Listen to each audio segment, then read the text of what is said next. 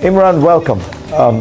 Let me first ask you, we have been trying to do this interview for almost 2 weeks now, and once your internet mysteriously cut out, the last time we were told that there was an army raid on your compound.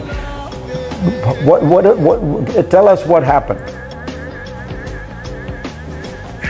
Well, look, ever since I came out of jail, Fareed, my house is surrounded by the police. There are checkpoints. Everyone is checked who comes into my house, and they have to walk a distance. The main roads, connecting my house are blocked. And one evening when I was supposed to do your interview, I suddenly discovered that the government had announced there were 40 terrorists hiding in my house, and they were going to come, the police was going to come looking for them.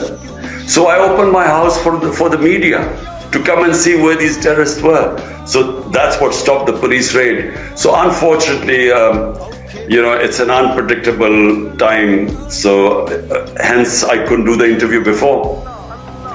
Where do you think this goes? Do you worry that the elections which have been scheduled, which you are hoping to participate in, will not take place? Tell us looking forward, what do you see happening?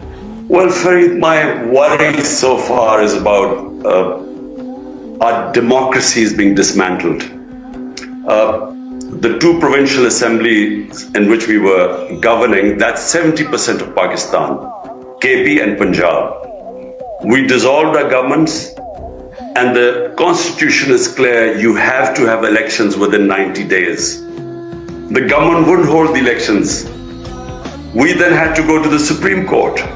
Supreme Court ruled that the elections must be held within 90 days and gave the date of 14th May for the election of Punjab. The government refused.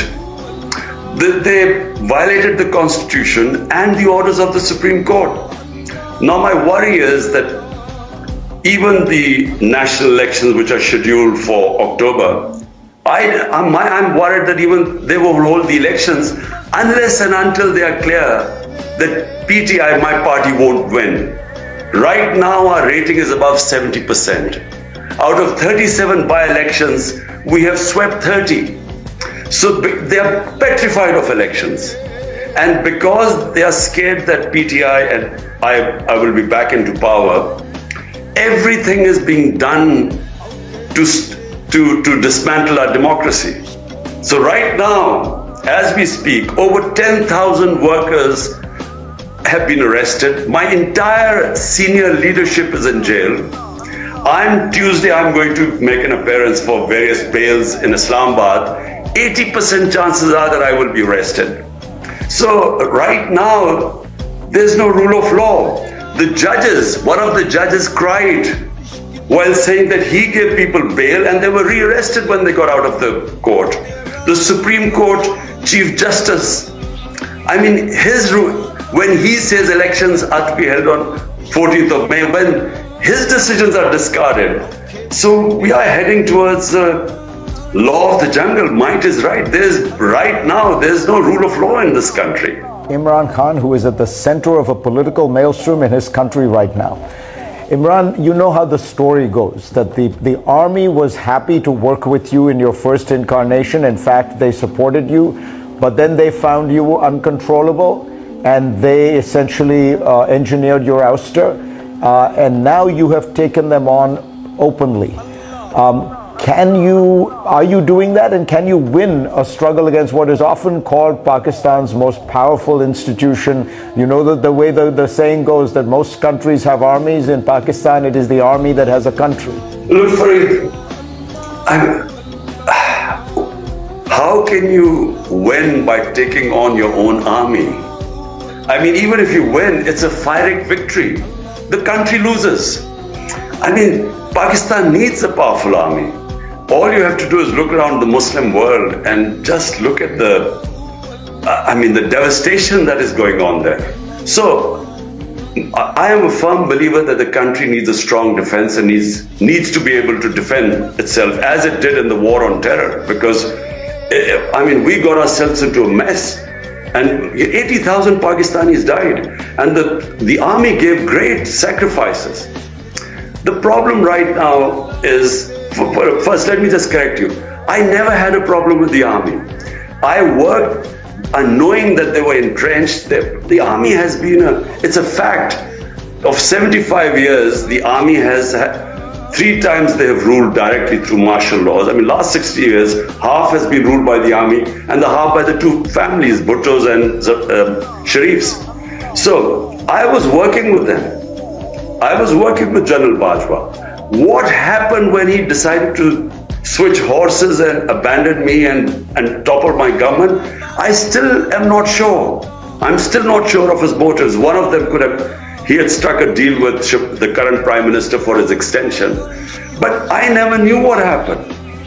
All I know is that the last 6 months, he just worked to remove my government, and he's openly afterwards in an interview claimed that he decided that I was too dangerous for the country, and so my government was ousted. Since then, all I have said is that the solution to Pakistan's problems are in free and fair elections, because that's the only thing that would bring political stability in this country. And without political stability, our economy has just tanked. We now are in a worse situation than Sri Lanka was. I mean, Pakistan has never had the economy in such a tailspin as it is in right now. The only way you can bring the economic stability is through political stability, which will come through elections. That's all I've been saying. Now, the problem I'm facing is that somehow the current lot, the what I call the PDM parties, they have aligned themselves with the establishment. And they have convinced the establishment that if there are elections, they are going to lose, which is a fact. Now, in order to keep me out, the whole democratic system is being dismantled. So when the government does not listen to the Supreme Court and doesn't follow the Constitution, when the way they have used a pretext of arson, they blamed us for the arson when I was grabbed from the High Court by the army, and the way I was grabbed, there was a reaction, but they've used that reaction, unfortunately, to dismantle the party. So I mean, they have over 10,000 workers are jailed. A lot of women have been jailed, which has never happened before. There also was an attempted assassination on you, Imran. Do you think that was directed by the army, and do you think you are safe now? Well, there was, in November 3, there was an assassination attempt, which had preempted, I had predicted, I had been warning that they are going to use this so-called religious fanatic who was going to, kill me. And then just like Salman Taseer, a governor, he was killed by a religious fanatic.